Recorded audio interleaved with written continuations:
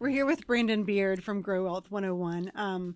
We've just been discussing real estate investments and what all goes into that, especially coming at it from the angle of what the appraiser can do for you in that situation. So we're going to be talking through what it really takes to get started with real estate investment, which I think there's probably a lot of opinions about. There's probably people, maybe think they understand what it takes to do this, but they don't have all the information that they need. They're looking online, which is not a bad thing, but it's not the end all be all, right? You need a little bit more than that. So let's kind of break down the cost and the commitment and just kind of the timeline of what it takes to get started doing this. So for someone who's new to investing, let's say maybe they've never really experienced anything related to investing before and they're just wanting to get into the game.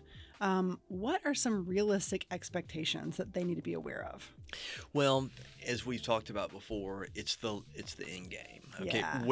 it's not where you start; it's where you finish. And a lot of people have misconceptions. Well, I have to have tons of money to get involved in real estate. That's not true. There are a lot of different mechanisms, and in my course, I talk about that. Whether it be borrowing from a home equity line for a down payment, whether it be borrowing from a family member, whether it be doing a cash out refinance based on appraised value. And so I think it's very, very important to know that you don't have to have a lot of money. Now, as you accumulate more properties, you have to get creative. You may want to set aside money in reserve to build your portfolio. You may do a cash out refinance in order to build your cash in order to do that next big deal. But there are ways if you're not sitting on a big pile of money. That's right. You don't need to be rich to invest in real estate. A lot of people think you do. Well, that's good news. I mean, it is. I think I always kind of assumed that you had to have some sort of stockpile of money to be able to do this. At least be able to get started in it, because it makes sense to me that once you're kind of rolling, that it might get a little bit easier. But that first purchase seems like it would be difficult. It can be, but I'll tell you, if you take my class and you take our advice, I think you'll be able to roll through it with ease. I really do. Yeah. And I tell people, look at it from a strategic point of view. Okay. Let's say, your first deal, you talk with your realtor, you talk with your appraiser, okay? You talk with your banker. This is the amount that you want to spend, okay? This is your budget, all right? This is what I plan to spend on renovations. That's a separate budget, right? Okay? And where do I want to end up? Right. Okay, and then you're going to have to make some tweaks along the way, most likely. However, though, plan it out, okay? Get an idea of how much you're talking about. Your lender is a great source. Establish a relationship with the lender very, very early on. Yeah. And see what they're seasoning. How long do they want you to hold a property before you do a cash out finance? Okay. What are they requiring in terms of a down payment? Will they lend based on appraised value or the purchase price plus the renovation costs? That's very, very important to know the answers to those questions. Because I'm guessing, depending on how they do things, that can make a big difference for the investor. It can make a very, very big difference. Yeah. Do you have any examples of kind of what that could look like for someone, just based on the lender's differences? Absolutely. Let's say I buy a property, okay, and I want to do a cash out refinance and essentially replenish the cash that I had put into the property. So I want to make sure that when I go to my lender that they will loan based on appraised value. Okay. Very, very important though. And in that case, though, you could recoup your cash that you put into the property. Now, if you are in a situation where you need a down payment, okay, or they're only loaning purchase price plus the cost, okay, a percentage of that, then at that point in time, you're going to need some upfront cash for your down payment. Yeah. And so you need to have a little nest egg, not a ton of money, okay, but you're investing some of your money into the property that you're not going to take out at the end of the process. Okay, yeah, I see. So when we're talking about how much money people do actually need, we're saying that there's lots of options, that it doesn't have to just be money that you're just magically sitting on. But you do need something, right? So how much capital do you really need to start this? Well, I can't truly answer that question. It depends on your market. It depends on your price point. Because if you're in California versus someone in Alabama is an example. Yeah. The home prices are much different. Yeah. Okay, so you have to look at that. The median income is much different. Right. And so I can't necessarily answer that question wholeheartedly, but what I can tell you though is that get with your professionals, okay? Mm-hmm. Find out what you can do in terms of financing. Mm-hmm. Very important to building that plan. Yeah. So there's no just sort of bottom line number. There's not a bottom line number, and people think though that there is. There's not. Yeah. What kinds of things will the professional be looking at to determine that? Like when you sit down with someone, your lender, Mm-hmm. you sit down and say, tell me what my options are. What can I do here? What kinds of things are they looking at to answer that question? Well, they want to see if you're credit worthy. Okay. That's very important, especially someone that they do not have a relationship in terms of lending for investment purposes. Maybe they do your personal banking. Yeah. And you're a good, reliable client. Right. You have a good credit score.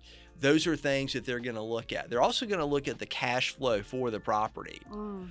That's why we discussed a little while ago that you want to make sure, though, that you've consulted with your appraiser in order to look at the numbers. Where does this number end up? What is your margin on a monthly basis? Yeah. Are you able to cash flow this property? Mm-hmm. Lenders are looking for that. That's Mm-hmm. very important early on. When we're talking about strategies for people who want to get involved with real estate investing, are there any lower barrier strategies to consider, especially if someone maybe is very intimidated by this process or doesn't know where to start? What is, to use a very overused term, what is the low-hanging fruit of real estate investment that you could sort of go ahead and get started with without too much barrier to entry? I would say take my course. Oh, okay.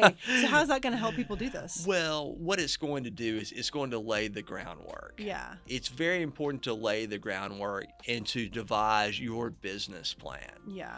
You start in a career, what do? Mm-hmm. You develop a business plan. Mm-hmm. What is your short-term goal, your medium-range goals, and your long-term goal? Mm-hmm. Very important in this case. And there's not one answer that fits all. People want a definitive answer that will lead them toward the Golden Gate. Okay, there's not that. Though. Yeah. You have to devise a plan, and your professionals, as we've talked about previously, your professionals. Those are the people that guide you, and those are the people that will lead you to your long-term goals. So it's very important to have the right people in those. It is. The people, relationships. Yeah. Very important. Yeah. And so, I'm curious as we're talking about kind of having the right people in those seats. And you're talking about your course and you're talking about, there's a lot of advising going on. How can people know if they do have the right people advising them? Well, go to people that you trust. Mm-hmm. Go to a friend of a friend, Mm-hmm. okay? Don't go and randomly search someone online and say, oh, well, this person looks like that person sells a lot of real estate maybe. Look at who is selling in your local market. Who are those players? Yeah. And interview those people. Mm-hmm. Take a little bit of their time. Don't burden them, but take a little bit of their time and say, all right, these are the items that I'm looking for. Okay, how can you help me? Mm-hmm. And get a feel. Don't go with the first person you talk to. Right. And I'm guessing if they're genuinely interested in helping you, they won't mind giving you a few minutes. That's it. That's exactly right. If they are truly there to help and to serve, they will give you a few minutes. Right. But that's if they're not there to help you, they might be like, that's a telltale sign right there that flag. person may not be the person for you. For sure. For someone who is intimidated by the money side of real estate investing, we've discussed that there are a lot of options out there people may not be aware of. What would you say to that person if they come to you or they're taking your course and they say, all of this sounds great, but I'm just really scared about the financial part of this? What would you say to that person? Well, you're going to have to get out of your comfort zone. Yeah. We're all so comfortable, especially if we've gone to school, we've learned a profession, and we're good at that profession, though. Yeah. You talk about chances in life, okay, and regret. Mm-hmm. Well, I didn't do it. I know I should have done it. It goes back to a story that my grandmother told me years ago. They had an opportunity to buy a condo at the beach in the early 1980s, and it was $17,000. Okay, $17,000. And it wasn't the nicest condo, but it was a new condo. Yeah. It was coming on the market, and she was in a position to do it. My grandpa said, "No, we're going to stay our course. You know, we're towards retirement." And just think, 10 years later, the condo was destroyed by a hurricane, and it was worth 4 times more. And so it would have been a great investment. Yeah. But you have to get out of your comfort zone. And I talk about it in my course, the mindset. The mindset is to objectively look at things and not look at things with fear. Yeah. And it feels very similar to sort of having an overall growth mindset in your life, right? It does. It does. You want to make smart decisions, but also don't be scared to move. That's right. You know, in your younger years, you make poor decisions at times. Yeah. And so you learn from those decisions. And I'm not saying that you'll make poor decisions, but there will be a hiccup or two along the way, though. Yeah. But why have the regret that you didn't do it? Yeah. That you didn't do it, and you did it for the right reason. Right. Well, and it feels like making a decision to invest in real estate, you know, it might feel scary because of the investment, because of the money. But if you have that team of advisors around you that we've been talking about, surely they're going to help you kind of look at the bigger picture. That's right. And say, look at all these elements that are sort of falling in place. What the story that's being told with this. Have you seen that happen where someone was afraid to make a move and maybe they had a team that said, look at everything in front of you, let's make a decision? Yes, and I feel that the person in those shoes felt that, hey, I'm rushed, okay? The one thing with real estate, though, is that many times you have to make a rush decision because the deal goes to the next investor or the next buyer. And so you look at it from, well, I didn't act. That's why if you've done your homework, you have your team, okay, you have to make a decision within a very short period of time. In some cases, though, you're like, well, I just can't make it. But if you've done your homework, you're relying on your team of professionals, you can make that best decision for you. Because it seems like you've done a lot of the decision-making work already. That is true. That's right. It's done on the front end. Yeah, because you've got that foundation laid. You've got people who've already advised you, ideally, right? Right. You've got this plan laid out. So when it comes time to pull the trigger, you're ready to do it. That's right. That seems like the ideal situation. Well, nothing's ideal. Right. On paper, it sounds really good. On paper, it does. But life always presents itself with challenges and bumps in the road, though. Yeah. But if you've done your homework, you've taken my course, hopefully, you'll see that this is a great opportunity. And for someone who is just getting started, you know, maybe there is a lot of risk, right, with real estate. I mean, it's kind of it feels like a volatile market. How would you advise them to mitigate that risk, or how could you help them mitigate that risk? Well, appraisers are unique. Yeah. They are truly unique, and they're the professional that you never hear from. Yeah. And so their tools and their knowledge are phenomenal in this process. And quite honestly, they're really underutilized. People don't utilize the appraiser. The misconception, we've talked about misconceptions, is, well, you can't talk to the appraiser, okay? You can't influence the appraiser. That's what we're trying to get away from in this. We're not trying to hit a target. Yeah. Okay. Yeah. We don't want to hit a target. But at the same time, though, the appraiser is a wealth of knowledge. Ask his or her about renovations to the property. Ask them about, you know, neighborhoods that are doing well. Those are the types of questions that you want to ask your appraiser. Right. And he or she can definitely help you. Yeah, that's great to know, I think. And it would help me feel a lot better if I was investing in real estate to know the appraiser is a resource. I think that's a very minimized message that gets out there. It's, you don't think that you can talk to them. Well, you know, you talk about, you know, it sounds like you need to. Yeah, you definitely do. You well, need that meaning you though. Yes, me personally. Yes, you personally. I think you should. Maybe I will. Now well, hey, maybe I can help you out. That would be great. So talking through people who are getting started in investing in real estate, you know, kind of hopefully avoiding some of the pitfalls that are possible with this process. Can you talk a little bit about kind of the difference in what type of investor somebody maybe wants to be? So if they're developing this plan, they have these goals. There's some people who are wanting to maybe just buy a handful of properties and then kind of be done. Maybe it's more of a side hustle than anything else. And then there's this other side of the coin where it's someone who this is what they want to do with their life. They want this to be their career. Can you kind of talk about those two different paths and maybe how to determine which path you want to be on? Sure. There may be people that are looking for a little bit of extra income in retirement, let's say. Yeah. And then you've got other folks like my dad. For years, he had a full-time job. Mm. However, though, he had a full part-time job too. You're right. And so he turned his nights and weekends into building his business portfolio of properties. Yeah. All right, well, guess what? At the end of the day, his daytime job is not the job that supports him in retirement. Right. It was the second job. Right. And so many people would think that would be reversed, though. Hey, guess what? Okay, I have this little gig and I want to make a career out of it. That may be the thing for you. Eventually, you may quit your daytime job. Right. And that'll be great. You know, I still have a daytime job. I'm an appraiser. And so I would advise people to give it a try, okay, and see where you want to go. And some people, a handful of houses may be fine for them. Yeah. You talk about, your parents leading you, and my dad led me in the right direction. Yeah. And from a very young age, he instilled in me how important real estate was to the long-term goal. Right.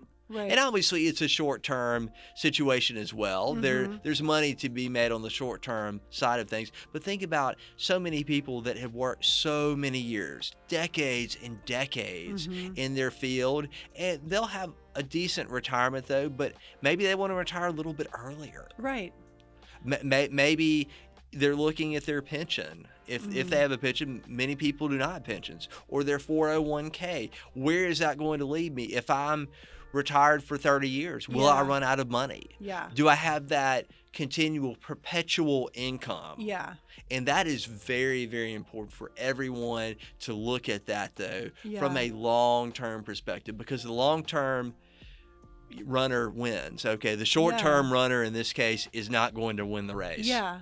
So even if you are looking on maybe a smaller scale, you still need to be looking at the long term. You do. You want to look to finish the race, okay? Not the first leg of the race. Right. And that's where having that plan comes into play from the beginning. It does. That's where the plan is critical. And also, what else? Your team of professionals. Yes. Yeah. Knowing your goals, having someone that you trust to advise you, a team of people, really. A team of people. Yeah. And then you kind of know where you're going. That's right. Then you know which path you need to be taking. You know the path, though. And as we've discussed, tweaking that path along the way. Yeah. Okay. Just like in your daytime job, okay, something doesn't work.